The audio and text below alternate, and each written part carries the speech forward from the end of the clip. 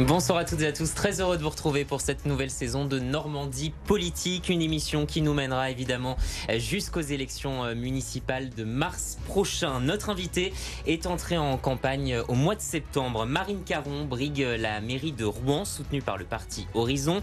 Elle a fait de la sécurité un axe majeur de son programme, on en parlera avec elle. Marine Caron qui a aussi fait part de son opposition au projet de centre des congrès à Rouen.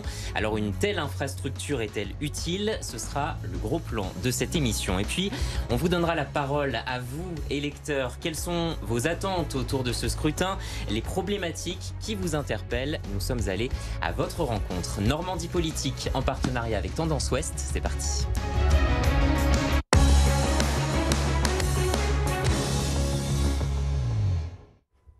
Et bonsoir Marine Caron. Bonsoir. Merci d'avoir accepté notre invitation. À mes côtés pour vous interroger Pierre Durand-Gracian. Bonsoir Pierre. Bonsoir. Journaliste Bonsoir. à Tendance Ouest. Marine Caron, vous avez déclaré, je le disais, votre candidature dès le mois de septembre. Pourquoi si tôt ?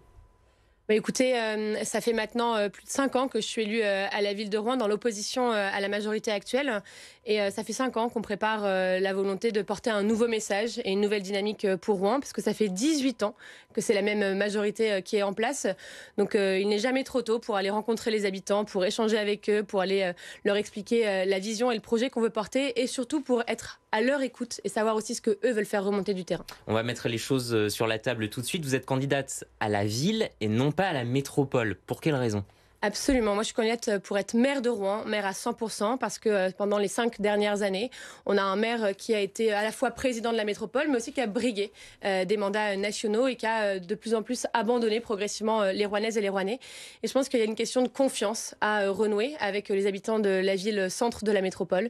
Malgré tout, ce sont des institutions quand même qui sont complémentaires ? Oui, absolument. Ça mais la ville centre, la ville de Rouen doit peser au cœur de la métropole, doit travailler dans une nouvelle gouvernance qui soit réinventée au sein de la métropole, et avec un président dont je ne brigue pas le poste en effet, mais avec qui je saurai travailler pour porter les dossiers qui sont au cœur de la ville de Rouen. Alors qui êtes-vous, Marine Caron? On va voir ça avec vous, Pierre. Marine Caron, vous avez 35 ans, vous êtes entrepreneur, actuelle conseillère municipale d'opposition, vous l'avez dit, et vous êtes officiellement candidate donc depuis la fin du mois de septembre. En réalité, la campagne est même lancée depuis le mois de juin, et ce grand meeting en présence d'Édouard Philippe, l'ancien Premier ministre, le créateur du parti Horizon, le vôtre, que vous représentez à Rouen, qui est venu vous soutenir. C'est à ce moment qu'il a été acté un grand rassemblement des forces de droite et du centre derrière vous, avec des personnalités locales, les parlementaires, Agnès Canaillet, Catherine Morin-Desailly notamment, mais aussi Jonas Haddad pour les Républicains. Tous vous soutiennent. C'est déjà une petite révolution, c'est vrai, par rapport à 2020, avec un éparpillement des candidatures.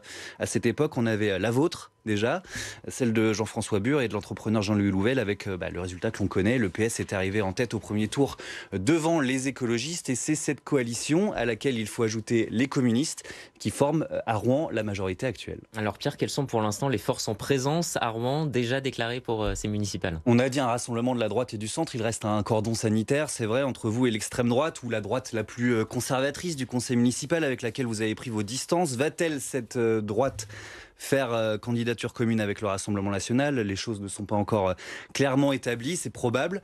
En face, c'est la gauche qui part divisée. Jean-Michel Bérégovoy a déjà annoncé qu'il faisait cavalier seul pour les écologistes, comme en 2020 d'ailleurs. Les Insoumis, qui refusent toute alliance avec le PS, partiront aussi de leur côté. Derrière, en principe, Maxime Da Silva, ça reste à confirmer. Le maire sortant, PS, Nicolas Mayer-Rossignol, n'a pas confirmé ses intentions. On sait que quand on est sortant, en général, on se déclare en principe le plus tard possible. Le maire qui a aussi été transparent sur son état de santé, il faut le dire, en annonçant avoir été soigné pour un cancer. Il devrait se prononcer d'ici la fin de l'année. En 2020, il y avait 10 candidats sur la ligne de départ à Rouen, en ajoutant une candidature du Parti animaliste, de Lutte ouvrière et du NPA, qui pourrait cette fois encore présenter des candidats. Alors on l'a dit, vous avez rassemblé pour cette candidature derrière vous. Est-ce que c'est l'expérience de votre campagne de 2020 qui parle aussi à 6% des voix? À l'époque, vous vous étiez fait peur? C'est tirer des leçons. On peut tirer des leçons de ces expériences qui sont à la fois positives, c'est-à-dire qu'en 2020, j'ai su créer une équipe autour de moi qui a continué d'avoir cette foi en la possibilité de changer la politique à Rouen. Et puis les leçons, c'est aussi ce qu'on ne veut pas reproduire.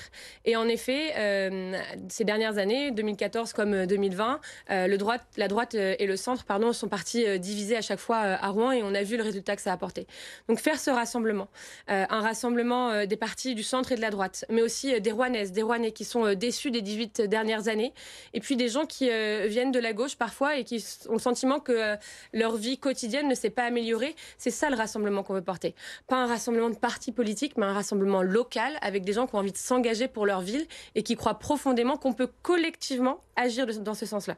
Un rassemblement de partis, mais le soutien d'Édouard Philippe, le soutien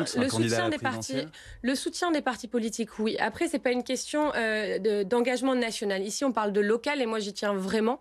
Et je tiens à faire cette part des choses parce que quand on porte un message auprès des habitants dans un contexte national qui est très complexe, il faut recentrer. Dans une campagne municipale, on va parler de la sécurité, de la propreté, des écoles, des seniors, on va parler de la voirie, de la circulation, on va parler de l'urbanisme. Des sujets qui sont des sujets on ne peut plus locaux et sur lesquels des gens qui sont parfois des Rouennais sans attache dans un parti politique ont envie aussi d'avoir un rôle à jouer et de contribuer. Alors on va rentrer dans le concret de votre programme. La sécurité, ce sera l'un des axes majeurs de votre campagne, vous l'avez annoncé. Qu'est-ce que vous souhaitez porter très concrètement pour améliorer la sécurité à Rouen ? La question de la sécurité, d'abord, il faut la poser d'un point de vue général. La sécurité, c'est un continuum. Pour que la sécurité fonctionne dans une commune, il ne faut pas obliger avant qu'il y a le rôle de l'État, le rôle de la justice, le rôle de la municipalité, le rôle des bailleurs sociaux, des acteurs économiques, des commerçants, le rôle des acteurs associatifs, des citoyens. C'est une compétence de la ville. Mais cette compétence n'est pas 100% celle de la ville, mais elle est la responsabilité du maire pour la compétence, la tranquillité, la sûreté publique. Et toutes ces choses-là, si le maire n'est pas acteur et acteur aux côtés des autres intervenants, ça ne fonctionne pas. Et dans sa place, qui est la sienne, le maire de Rouen, il doit mettre plus de moyens. Aujourd'hui, il y a des choses qui ont été faites, trop peu et trop tardif. C'est pas dans les 6 derniers mois du mandat qu'il faut accélérer le rythme. C'est pendant 6 ans qu'il faut avoir un véritable cap.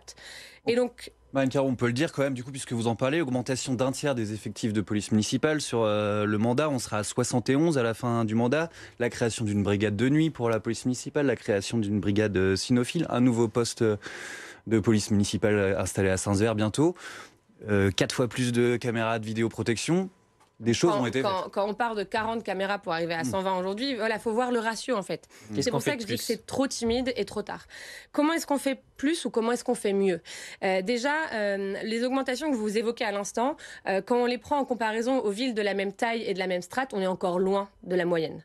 Les propositions que moi je porte de manière très claire, c'est notamment d'aller jusqu'à 100 policiers municipaux d'ici à 2030, parce qu'on en a besoin, mais pas avoir des policiers municipaux de manière temporaire. S'il faut des policiers municipaux 24 heures sur 24 et 7 jours sur 7, ce qui n'est pas le cas de la brigade nocturne aujourd'hui. Il faut avoir davantage de caméras de vidéoprotection. Si on a 120 aujourd'hui, dans les villes de la même taille, c'est environ 350. Donc il faut faire x4, vraiment x4 aujourd'hui. Effectivement. Exactement. Donc il faut quand même aussi le temps de déploiement, d'échelonner les investissements. Les investissements, quand on veut les faire, on sait les faire. Quand on veut faire 11 millions d'euros pour un spectacle du 14 juillet, en 2 mois, on arrive à les trouver. Donc les investissements, c'est pas le sujet en fait. C'est de l'orientation et c'est l'action qu'on prend. Et il y a un sujet qui a toujours été mis derrière à la ville de Rouen, c'est la question de l'armement de la police municipale. Et ça, c'est un sujet, les policiers municipaux eux-mêmes en parlent parce qu'ils sont vulnérables de plus en plus sur le terrain, parce qu'ils sont confrontés à des situations de plus en plus complexes. Donc eux-mêmes attendent ça. Et dans des grandes villes comme Rouen, ne serait-ce qu'au Havre ou à Caen, c'est le cas. Donc il faut aller dans cette direction-là aussi. L'éclairage public aussi, pardon. Oui, absolument. Moi, je l'ai dit très clairement, si je suis élue maire demain, dès les premiers jours du mandat, je rallume l'éclairage. Mais je rallume pas n'importe comment, je rallume de manière intelligente. Bien sûr, mais je rallume de manière intelligente. Depuis 2021, lorsque l'éclairage a été éteint à Rouen, on a eu de cesse au conseil municipal de dire il ne faut pas du noir complet. Ça pose des problématiques de sécurité, non seulement en termes d'agression, mais aussi en termes d'accidents. Et donc, il faut trouver des solutions.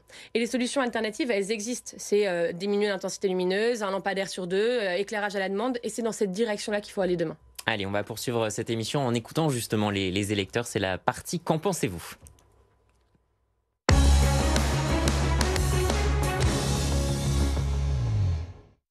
On a tendu notre micro aux Rouennais et aux Rouennaises pour connaître leurs attentes dans cette campagne des élections municipales. On va aborder 2 sujets. D'abord, celui de la propreté. Écoutez. Vendredi dernier, justement, j'ai croisé un rat crevé, écrasé en plein milieu de la place des Carmes. Donc bon, les rats sont toujours là, visiblement, morts, mais ils sont là quand même. Les rats, Marine Caron, c'est une problématique qu'on entend souvent à Rouen. Comment s'en débarrasser ? Comment rendre la ville de Rouen plus propre ? Alors c'est une problématique qu'on n'avait pas tellement en 2020, mais qu'on a aujourd'hui très clairement On l'entend quand même depuis partout. longtemps. Alors en tout cas en 2020, lors de la campagne municipale, c'était pas un sujet prioritaire. Aujourd'hui, ça l'est devenu, parce que quand vous allez parler aux gens, que ce soit les commerçants, que ce soit les habitants, que ce soit les passants, tous le constatent.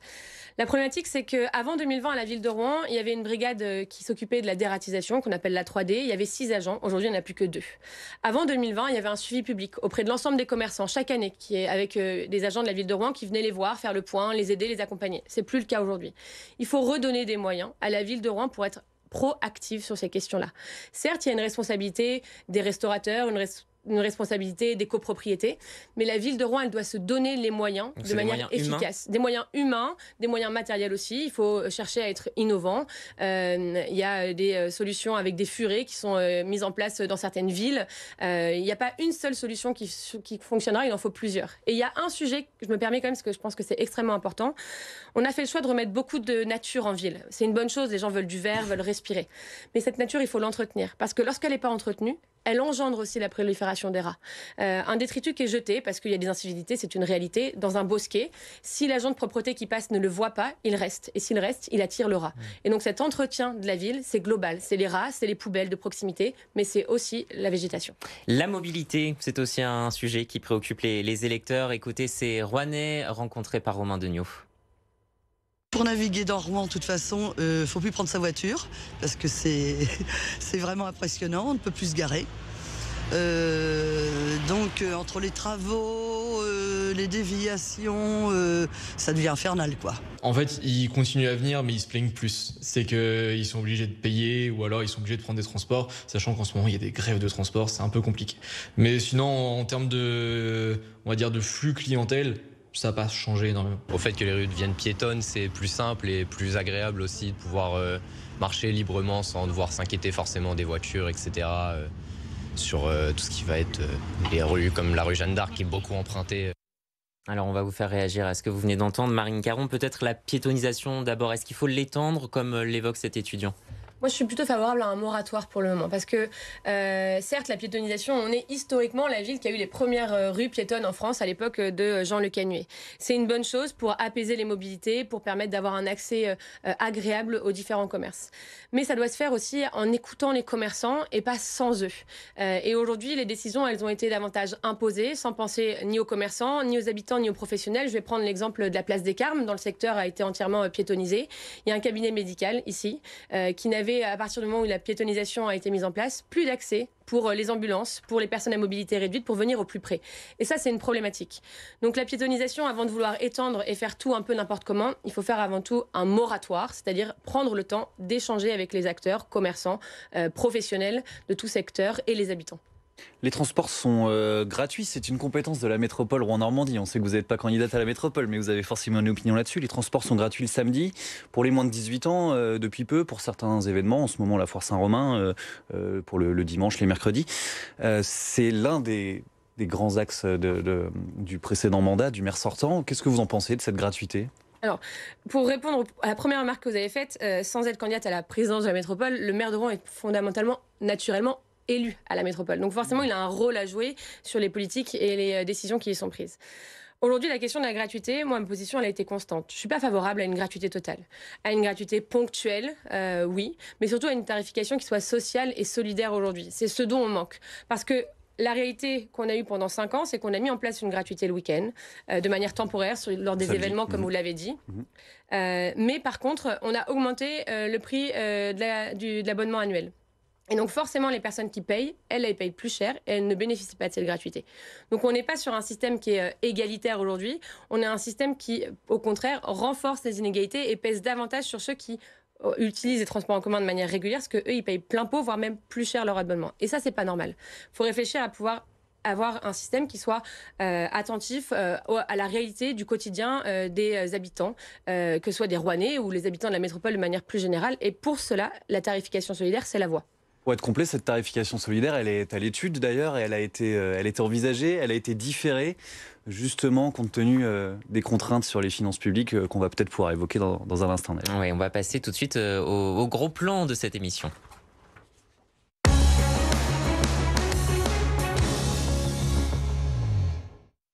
Et c'est un projet qui fait causer, comme on dit, à Rouen. La métropole a annoncé la construction d'un centre des congrès qui pourrait voir le jour à l'horizon 2032. Un projet à 80 millions d'euros qui a fait réagir l'opposition, dont vous, Marine Caron. Sur vos réseaux sociaux, vous avez critiqué le coût du projet, mais aussi sa pertinence à long terme. Alors, ces centres sont-ils rentables malgré leur prix? On va regarder l'enquête de Loïc Radenac et puis on en parle ensemble juste après.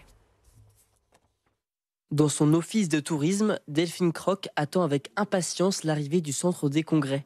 La salle pourrait répondre aux fortes attentes des professionnels. En France, il y a environ 2300 congrès par an et à Rouen, nous en accueillons seulement une dizaine. Concrètement, des demandes, on en reçoit à peu près toutes les semaines, des sollicitations, que ce soit des congrès, des séminaires, des conventions.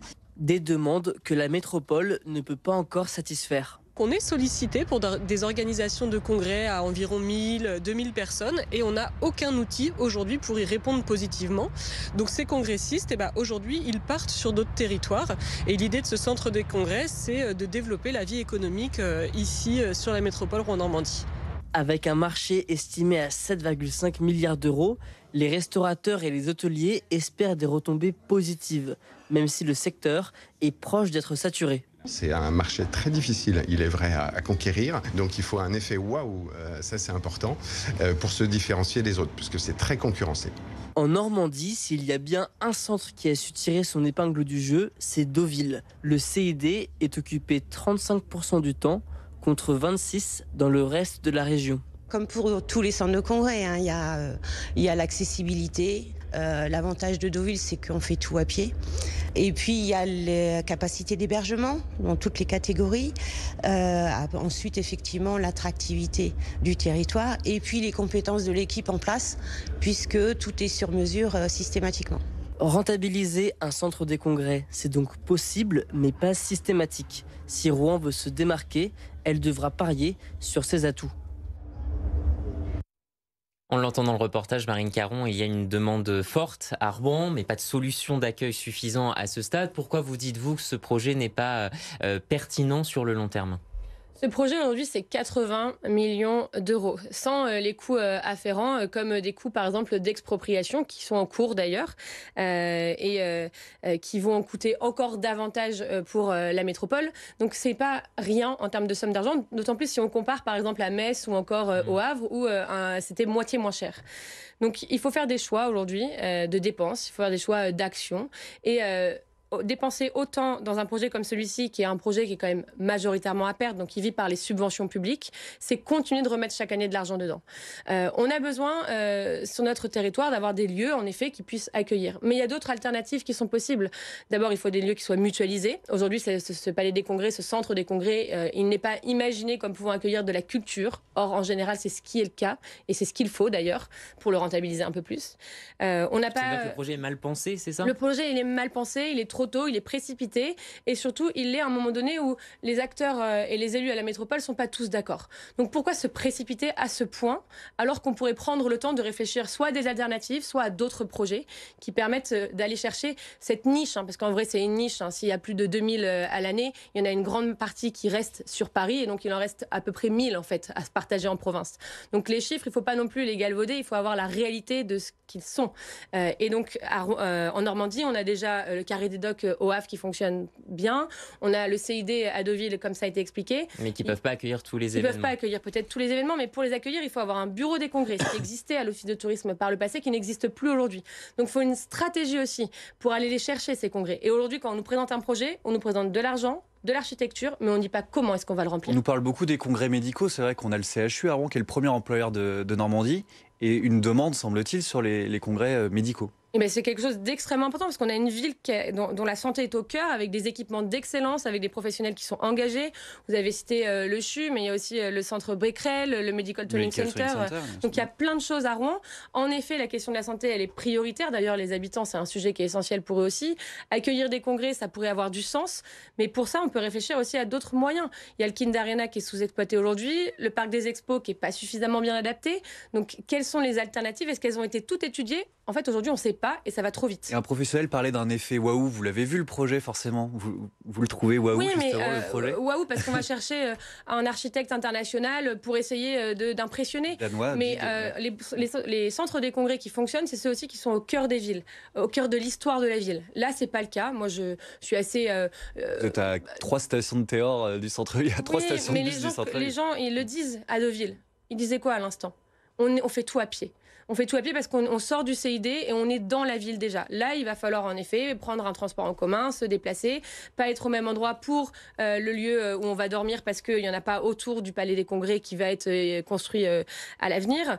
Donc en fait, c'est une addition de choses qui, pour moi, font qu'aujourd'hui, sur ce projet, il y a à la fois un caprice budgétaire parce que c'est beaucoup trop cher, et puis après, il y a une absence de réflexion. Malgré tout sur le long terme de ce projet-là. C'est quand même un outil d'attractivité. Heureusement que sur un outil comme celui-ci, on cherche à faire de la retombée économique. Mais cette retombée économique, est-ce qu'on n'a pas besoin, avant de chercher à faire un palais des congrès, de redonner, et ils nous en parlaient tout à l'heure, les commerçants, de la capacité d'attractivité aussi au cœur de ville et à l'ensemble des villes qui sont autour de celle de Rouen.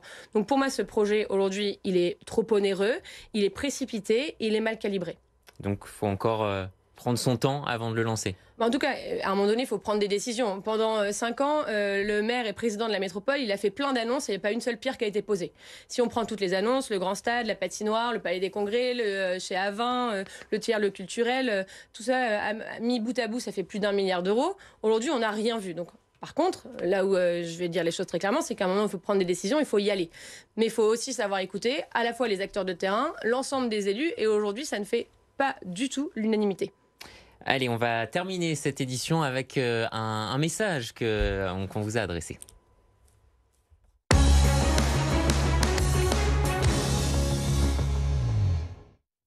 Et vous avez un message, Marine Caron, de Jean-Michel Bérégovoy, le candidat écologiste qui est déjà déclaré à Rouen pour les élections municipales. Il vous interpelle, on l'écoute.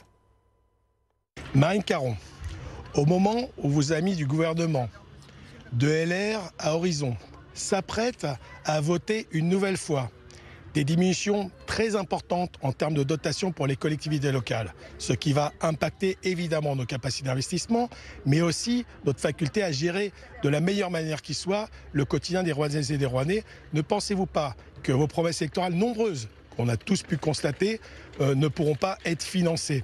Ou alors, il faut nous dire comment. Allez, votre réponse à Jean-Michel Bérégovoy. Déjà, la première des choses, c'est que je tiens à le redire et je l'ai dit tout à l'heure, moi je fais vraiment la part entre la politique nationale et la politique locale. Moi je suis née à Rouen, j'ai grandi ici, j'élève mes enfants ici et je suis profondément engagée pour qu'on puisse porter une voie et un avenir qui soit meilleur. Faire un amalgame à chaque fois, pour moi ça nuit à la clarté des projets et je tiens à le dire parce que c'est un peu facile. Aujourd'hui, le projet qu'on va proposer, qu'on va présenter, et il sera complet plutôt au début 2026, on le fait phase par phase. Et chacune de ces phases, elles sont budgétées, elles sont financées. Moi, j'assume de faire des choix. Et parmi ces choix-là, de mettre de l'argent sur la sécurité des Rouennaises et des Rouennais, parce que je considère qu'il faut les protéger. Je fais le choix, et je l'assume, de mettre des moyens aussi sur le fait de pouvoir avoir un cadre de vie qui est amélioré, comme la question de la propreté, qu'on a évoquée tout à l'heure, parce que les gens en ont besoin. On l'a entendu, Marine Caron, sur plus de policiers municipaux, plus de moyens humains pour la propreté. Les économies, du coup, se font sur quel poste? Mais aujourd'hui, il ne s'agit pas forcément de dire on doit faire des économies à tout prix. Une ville, elle doit s'engager avec une vision pour son territoire. Forcément, ça demande à un moment d'investir. Chose qu'on n'a pas fait pendant des années. Et du coup, on s'est retrouvé avec quoi? Avec des écoles qui sont vétustes, des écoles où au mois d'octobre, il fait 15 degrés dans les salles de classe des enfants. Ça, c'est pas normal. Mais l'argent ne coule pas à flot non plus. Il y a forcément des choix budgétaires à faire, des investissements. Les moyens de police ou les effectifs, en tout cas municipaux, ça c'est du fonctionnement, Marine Caron. Oui, alors il y a du fonctionnement et puis il y a de l'investissement sur la question des caméras, sur la question de l'armement. Il y a les deux. Et en effet, vous avez raison de dire qu'il ne faut pas mélanger les lignes d'investissement et les lignes de fonctionnement. Sur la question de la sécurité, les mesures que je propose, je les estime à 2,5 millions d'euros par an. Mais c'est un choix. Et ce choix-là, je l'assume. Je préfère dire qu'on va investir et on va augmenter en fonctionnement sur certains sujets, et notamment, puisque ça va de pair avec les policiers municipaux aussi, sur le bien-être des agents de la ville de Rouen, puisqu'il y a un vrai sujet là-dessus.